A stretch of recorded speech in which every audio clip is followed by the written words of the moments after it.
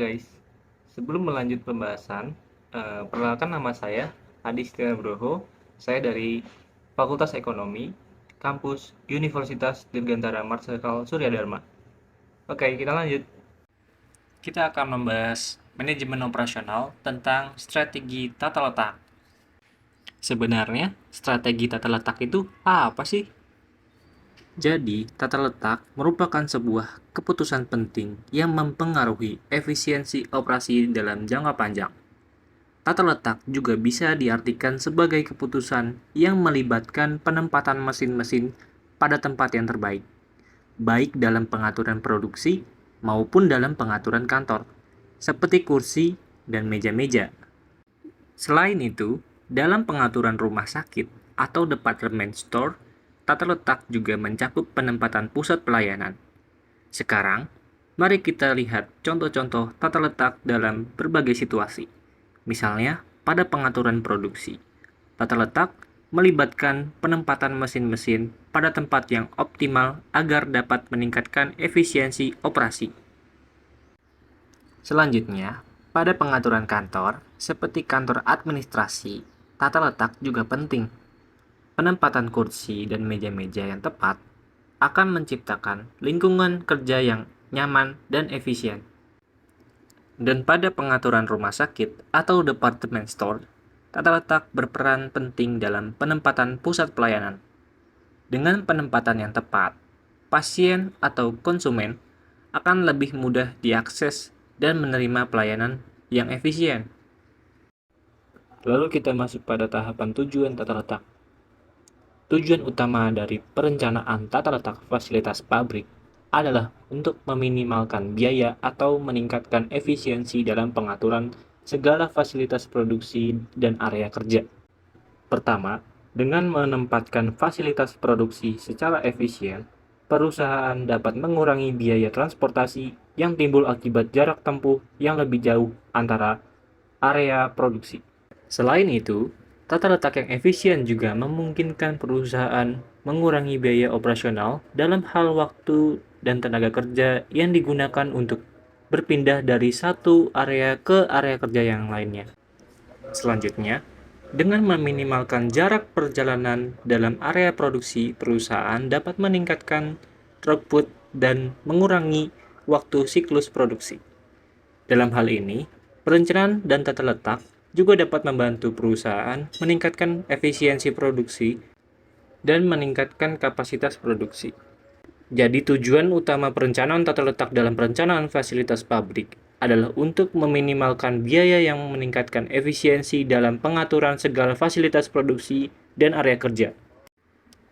Tujuan tata letak dibagi menjadi 7 bagian, yaitu yang pertama menggunakan ruang yang tersedia seefektif mungkin.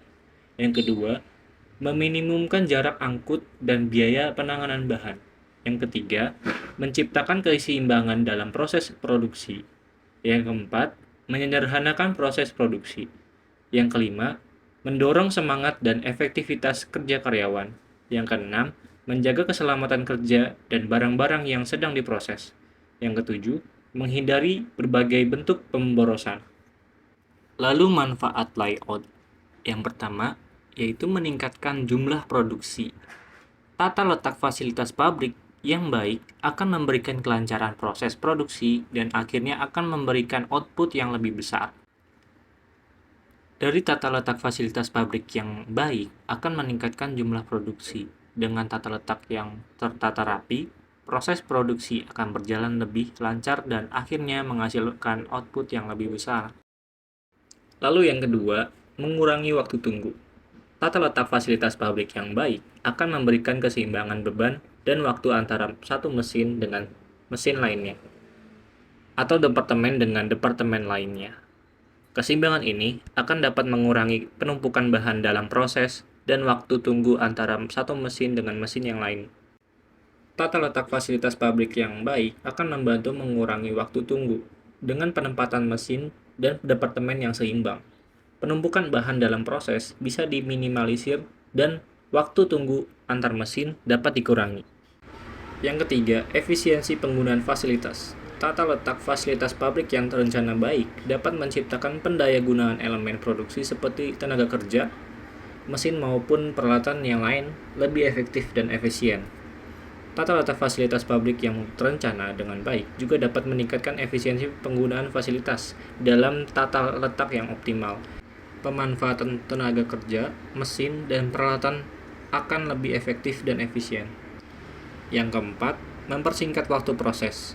Dengan memperpendek jarak antara satu mesin dengan mesin yang lain atau antara satu operasi dengan operasi yang lain dan mengurangi penumpukan bahan dalam proses atau mengurangi waktu tunggu.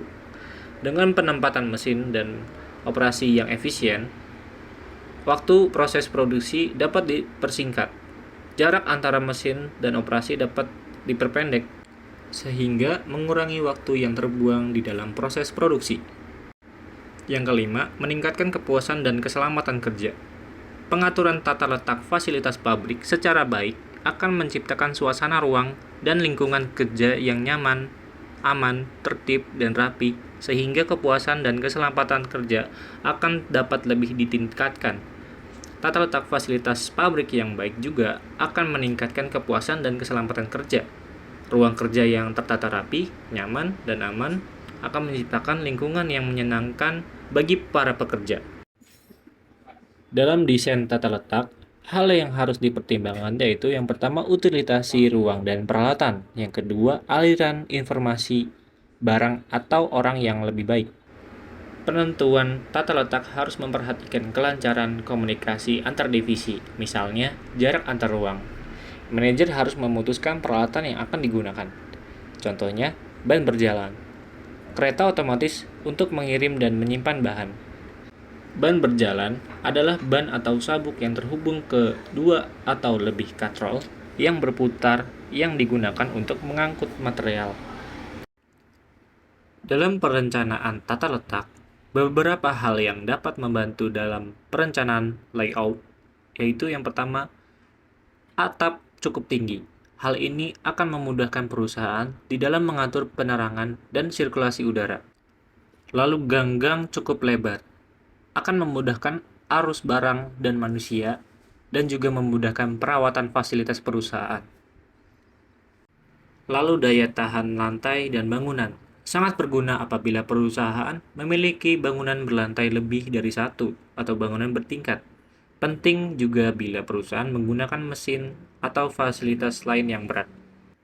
Lalu dudukan mesin yang fleksibel, penting untuk memudahkan perawatan dan pergantian mesin. Dan yang terakhir, fleksibel untuk kondisi emergensi dan lain-lain. Dalam tujuan perencanaan tata letak, ada beberapa bagian. Yang pertama yaitu pemanfaatan fasilitas dan peralatan dengan optimal, terutama bagi perusahaan yang tidak memiliki lahan atau bangunan yang luas. Aliran manusia dan material menjadi lancar. Pemakaian ruang dengan efisien dalam arti memudahkan pergerakan bahan dan manusia. Memberi ruang gerak yang cukup untuk kelancaran dan kenyamanan operasional perusahaan. Biaya investasi dan produksi yang rendah. Fleksibilitas untuk perubahan, keselamatan kerja, suasana kerja yang baik, juga penggunaan tenaga kerja dan persediaan yang efisien. Hal yang harus diperhatikan dalam tata letak, yang pertama yaitu peralatan penanganan bahan. Manajer harus memutuskan peralatan yang akan digunakan, seperti ban berjalan, cranes, automatic storage, and retrieval system, juga kereta otomatis untuk mengirim dan menyimpan bahan. Lalu yang kedua, kapasitas dan persyaratan luas ruang. Desain tata letak dan penyediaan ruang hanya dapat dilakukan saat persyaratan jumlah pekerja, mesin, dan perakitan diketahui. Seperti persyaratan ruangan persegi 4 minimal berukuran 6x6 kaki, ditambah toilet, kantin, tangga, lift, juga pencegahan masalah keamanan, kebisingan, debu, temperatur, dan ruangan peralatan dan mesin. Yang ketiga, lingkungan hidup dan estetika. Penentuan tata letak juga membutuhkan keputusan mengenai jendela, penghijauan, dan tinggi atap untuk menyediakan aliran udara, mengurangi kebisingan, dan menyediakan keleluasaan pribadi. Yang keempat, aliran informasi. Penentuan tata letak harus memperhatikan kelancaran komunikasi antar divisi, misalnya jarak antar ruang, pembatas tengah badan, atau ruang kantor terpisah. Dan yang kelima, biaya pergerakan antar wilayah kerja. Pertimbangan hal-hal yang berkaitan dengan pemindahan bahan dan kepentingan beberapa wilayah tertentu untuk didekatkan satu sama lain.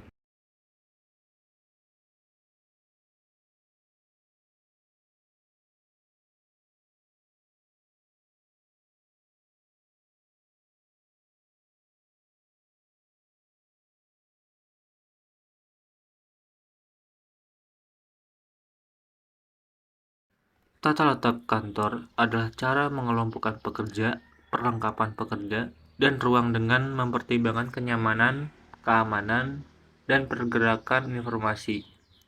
Hal yang membedakan antar layout kantor dan pabrik adalah pada kepentingan informasi.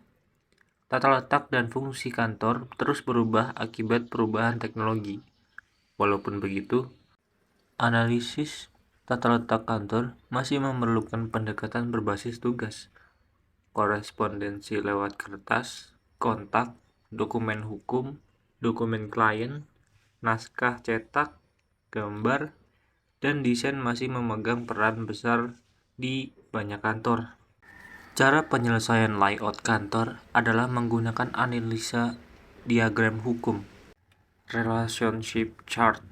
Diagram yang disiapkan untuk sebuah kantor desainer produk menyatakan kepala bidang pemasaran haruslah yang pertama dekat dengan wilayah desainer, kedua kurang dekat dengan sekretaris pusat, tiga tidak dekat sama sekali dengan ruang fotokopi atau departemen keuangan. Tata letak toko eceran merupakan sebuah pendekatan yang berkaitan dengan aliran pengalokasian ruang dan merespon pada perilaku konsumen. Layout ini didasarkan pada ide bahwa penjualan dan keuntungan bervariasi kepada produk yang menarik perhatian konsumen, sehingga banyak manajer retail untuk mencoba mempertontonkan produk kepada konsumen sebanyak mungkin. Masuk pada tata letak gudang. Tujuan tata letak gudang, warehouse layout, adalah untuk menemukan titik optimal antara biaya penanganan bahan dan biaya-biaya yang berkaitan dengan luas ruang dalam gedung. Sebagai konsekuensinya adalah memaksimalkan penggunaan sumber daya ruang dalam gudang, yaitu memanfaatkan kapasitas secara penuh dengan biaya perawatan material rendah. Biaya penanganan bahan adalah biaya-biaya yang berkaitan dengan transformasi material masuk, penyimpanan, dan transformasi bahan bakar keluar untuk dimasukkan dalam gudang. Biaya-biaya ini meliputi peralatan, orang, bahan, biaya pengawasan, asuransi, dan penyusutan. Tata letak gudang yang efektif juga meminimalkan kerusakan material dalam gudang.